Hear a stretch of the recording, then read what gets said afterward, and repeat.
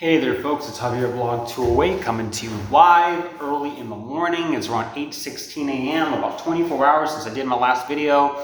Still coming to you live from the same place unless I'm by the beach or something, you know, broken clock in the background in my apartment. I gotta get that fixed. I'll get that fixed eventually. Anyway, I'm doing this video to talk to you guys about my health journey throughout my life. And this video you guys might find a little bit interesting. Basically, if you guys watch one of my previous videos, I did a video about why I became a vegetarian, and it's one of my previous videos. I did that a few days ago. You can look down there, why I became a vegetarian. I tell you the whole story, and I kind of touched on my health journey story in that video quite a bit. So without further ado, I just kind of want to dive right in, and I don't know how long this video is going to be, honestly, but I'm just going to dive right in.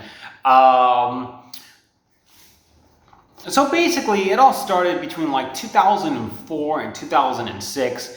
And one thing I want to say I'm really grateful for, that has really kept me going throughout my life, is that I cut out McDonald's at a very early age. Yeah, I used to eat it way back when I was like a small child. And at a very early age, I cut off McDonald's, cut off Burger King, cut off most fast food restaurants, even before I knew what trans fat was. And we're gonna get to that later in the story. But I remember when I was really young watching this, and I don't remember what year it was. It was before 2006, or it was at latest 2006 at latest. But when I was really young, I remember watching a movie about McDonald's, and it made me sick to my stomach. I remember watching a movie about McDonald's and about the obesity epidemic in this country. You know, stuff that Mr. RFK Jr. is talking about. A guy who I have issues with, but who I also have a lot of agreements on, but I'm gonna get to him later because, you know, obviously I have political differences with him now, especially since he joined the Donald Trump team. But yeah, but honestly, when it comes to the stuff he talks about health, he is freaking spot on. It's been stuff I've been saying for so many years. But you know, basically, when I was really young, I watched the video about the obesity epidemic in this country, and it mortified me. And I remember it was just really quick. I remember like, it was like a little, maybe not so quick, but it was like a time period. I'm like, I'm not gonna eat McDonald's anymore. I will never, ever for the rest of my life eat McDonald's again. And this was at a very young period of my life. And here it is. It was called Super Size Me. Super Size Me came out on May 7th, 2004. Maybe that's when I began my journey. Maybe that's when I began it. I think it may have been that early, to be honest with you. And in case you guys remember, this came out, and I remember seeing this movie way when I was a child, and this was like the nail on the coffin. I was like wondering, like, why are so many people in this country so fat? And why are people so fat in this country? And this was like a nail in the coffin, even before I started to learn about trans fats in this country. And I didn't even know what trans fat was for about maybe another 3 years or so. But I do remember going out and seeing this movie, and I was horrified. I saw it with my dad, with my brother, and I'm like, I will never, even at a young age, learning about obesity. I started to do my own research about obesity. I'm like, obesity is an epidemic in America, and I will never, ever eat McDonald's again. And I was like declaring that. And then very shortly after, I said the same thing about Burger King. I will never eat Burger King again. Oh, but Wendy's might be okay. Oh, so-and-so might be okay. And it was just kind of a slow process, a slow transition. But then, fast forward to 2007. Okay. Things started to get shaky here. This was a year before I became a vegetarian. Okay, so I was still, 2007 was my final full meat eating year. And, but everything, a lot of transitioning was happening during this, between 2004 and 2007. I remember, or maybe it was 2006 or something, 2006, 2007, I remember my Aunt Sophia talking about artificial red dyes 40 and how it kills your brain cells. I'm like, and then I started doing my own research on it, and I'm like, I'm never gonna eat anything with red dye again. Okay, so going back to the McDonald's story, I remember I was made fun of in grade school, elementary school, for making up a phrase, and a phrase that kind of pissed a lot of people off. because it offended people, literally offended people at my school. But I still remember it, and I still stand by it to this very day. McDonald's, McFatties, McDaddies, McRegretties. I made it up. I totally made it up. McDonald's, McFatties, McDaddies, McRegretties. And what's funnier is I totally forgot what this was, but I think I remember making like a song about it. And that really triggered certain people at the school I went to. Anyway, back to where I was in the story. So I kind of quit. I remember learning about red dye from like my Aunt Sophia, and I remember that was like the last straw. I remember looking at ingredients, I'm like, oh my gosh, that has red dye. Oh my gosh, that has red dye. I don't want to eat that. I don't want to drink that. So Gatorade out, artificial drinks out. Just slowly but surely, it just kind of trickled down. Anything that I sensed, fruit punch out, you know, Kool-Aid out. Anytime I saw red dye in anything, I'm just like, I don't want it anymore. I don't want to eat it anymore. But anyway, then I started doing further research and I started to learn about trans fats. Trans fats and hydrogenated oils. Partially hydrogenated oils. And then lard, and then shortening. And I remember I'm like, hydrogenated oils actually clogs your heart, clogs your arteries. And I was like I started to like look up different people who talk about this, you know. Dr. Joseph Mercola was one of the biggest people I ended up following. And I remember I used to like binge watch Dr. Joseph Mercola videos at the supermarket. And he was just like talking, he was starting to expose new things to me like MSG, BHT, BHA. MSG was this artificial preservative that causes many of your brain cells to die. And then BHT and BHA, these are other bad artificial preservatives. Then I started to learn about cholesterol. LDL cholesterol bad, HDL cholesterol good. But then I learned about the good fats and the bad fats, and then the so-called good fats, and I guess the somewhat bad fat, but trans fat, really, really, really bad. Saturated fat, bad. Mono and polyunsaturated fat, good. HDL cholesterol, good. LDL cholesterol, bad. So what does trans fat do? First of all, it clogs your arteries and raises your blood pressure. Second of all, it raises your LDL cholesterol while lowering your HDL cholesterol. So when you eat trans fatty foods or whatever, chips, whatever, frozen pizzas and garbage, McDonald's, anything with trans fats in it, hydrogenated oils in it. First of all, I was cutting it all out of my life. But second of all, like what happens is it raises your LDL cholesterol, your bad cholesterol, and it lowers your HDL cholesterol, your good cholesterol.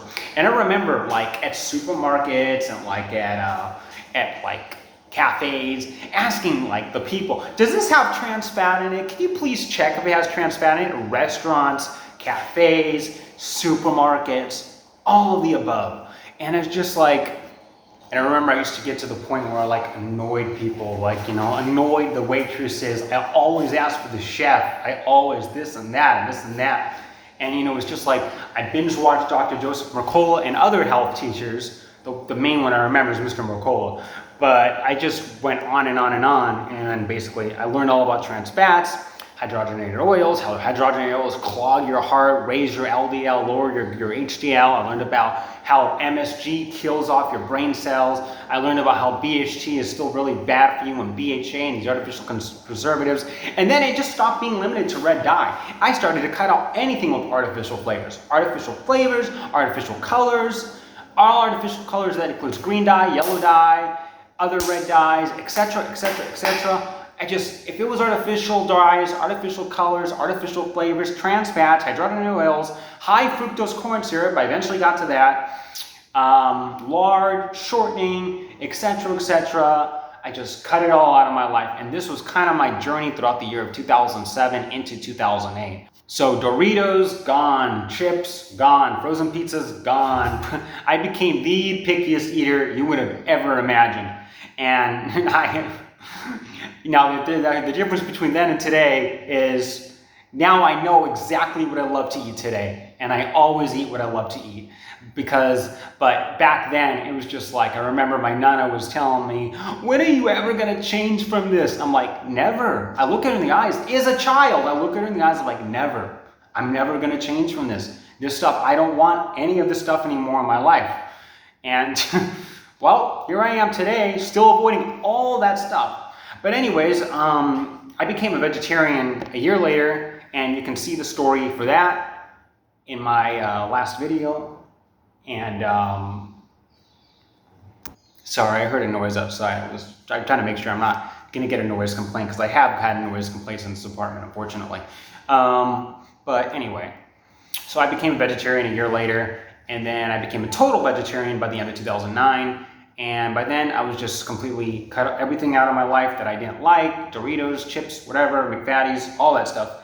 And that I started to know exactly what I liked, exactly what I enjoyed eating. And this was kind of like a development throughout my life, throughout my years. And it's just like, at the end of the day, you know, these days I know what I love to eat. I know that I like to go to genuine brick oven pizza places. I know that I like to make fresh mac and cheese. I know that I love avocado toast. I love oatmeal. I love grits. I love noodles with peanut sauce and tomato sauce and olive oil sauce and, pesto sauce and just so many things. There's so many foods that I just absolutely love right now. So I know what I like now. And I am still just as much like, when it comes to all the older stuff, all that stuff's out of my life.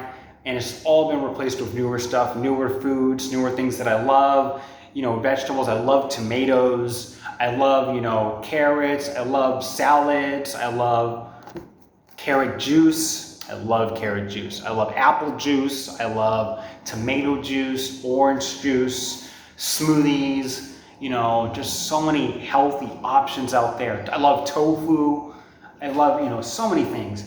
And I guess a few more things I wanted to get to before I close out this video is just a little flash forward from my childhood. I wanted to play some of this for you guys, but at the same time, I wanted to touch on a big question I get, and why aren't I vegan? I'm vegetarian. I've been vegetarian for a very, very, very long time, but why are I not vegan? Because then I'd have nothing to eat. That's pretty much why. No. I don't want to take it to that extreme. No. The things there's plenty of vegan stuff I like. I love hummus and vegetables and pita and all that stuff. But going vegan would literally eliminate a lot. On a serious note, going vegan would eliminate a lot of the foods that I still currently like to eat. Like, I love frozen yogurt. I love brick oven pizzas. Freshly made mac and cheese with vegetarian cheese, and yogurts, and I use yogurt for pancakes and all that stuff, because an alternative to eggs. Eggs come from chickens, and that's a baby chicken, basically. I don't know. But if I were to go vegan, and I can't do that, guys, I can't do that. If I were to go vegan, then I would lose a lot of the foods that I currently eat, and that would make my diet a lot harder with how kind of strict I am already with it. So that's basically why, and it's a very tough thing for me to do. I've considered it. I don't know if I'll ever get there, but we will see. Maybe we'll see. If I just look at like cheese and like, okay, this really comes from cows, and the cows are suffering and all that stuff, and they're abused, and that's meant for their babies and all that stuff. It kind of like brings me like to a point, but I still prefer almond milk over soy milk and all that stuff. I'm sorry, pardon me. I prefer almond and soy and oat milk and coconut milk over cow's milk any day. Now, I'm not a big fan of vegan cheese. I'll be honest with you. I prefer just regular vegetarian cheese without animal rennet in it.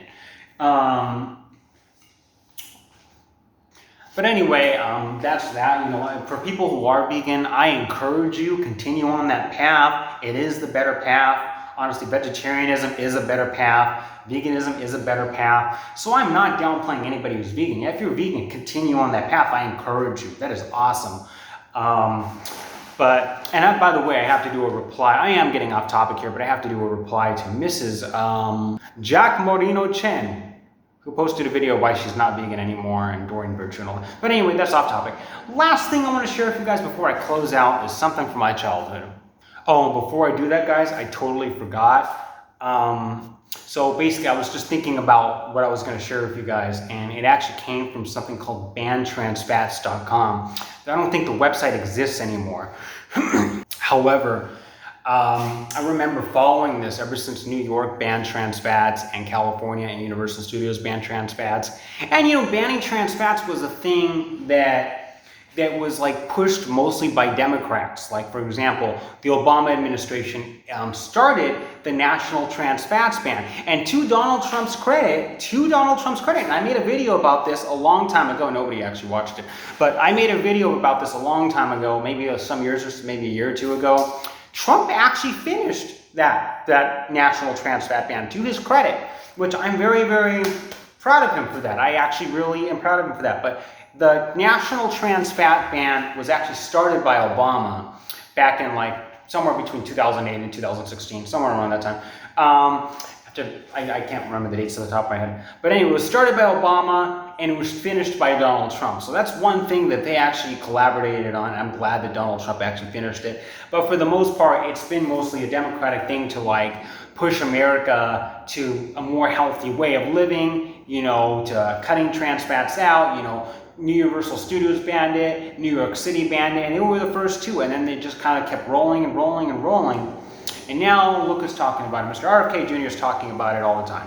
And he's saying all the stuff I agree with, all the stuff I've stood by since childhood and everything. But, you know, that's another topic. The political side of it is another topic. But anyway, I'm going to share with you guys something from my childhood, and stay tuned.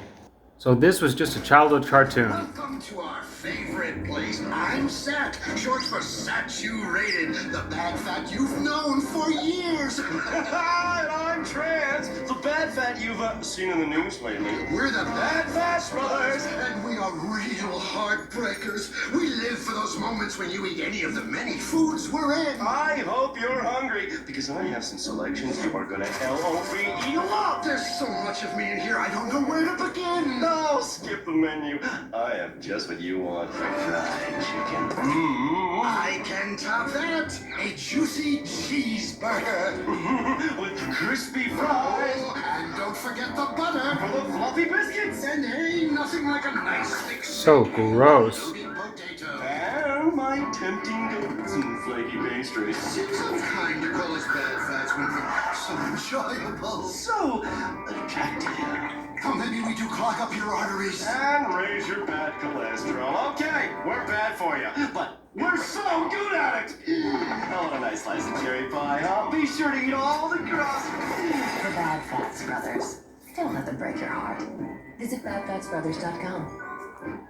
Just for the record, Everyone said I'd have to leave. it's kind of controversial when it comes to saturated fat, you know, because there's conflicting reports about saturated fat. Like saturated fat, some people say is really, really bad for you, but then there's others that say, no, it's not as bad as people think. It's actually a naturally occurring fat. So the difference between saturated fat and trans fats is that saturated fats are actually naturally occurring in a lot of things where it's like you're not going to get away from saturated fats. Trans fats are 100% artificial, and that's the difference. Anyway, I hope you guys enjoyed my video. Maybe this will encourage some of you. So this is Javier Blog 208. Like and subscribe, please do. I want to grow my channel, so please like and subscribe. I'll see you all soon.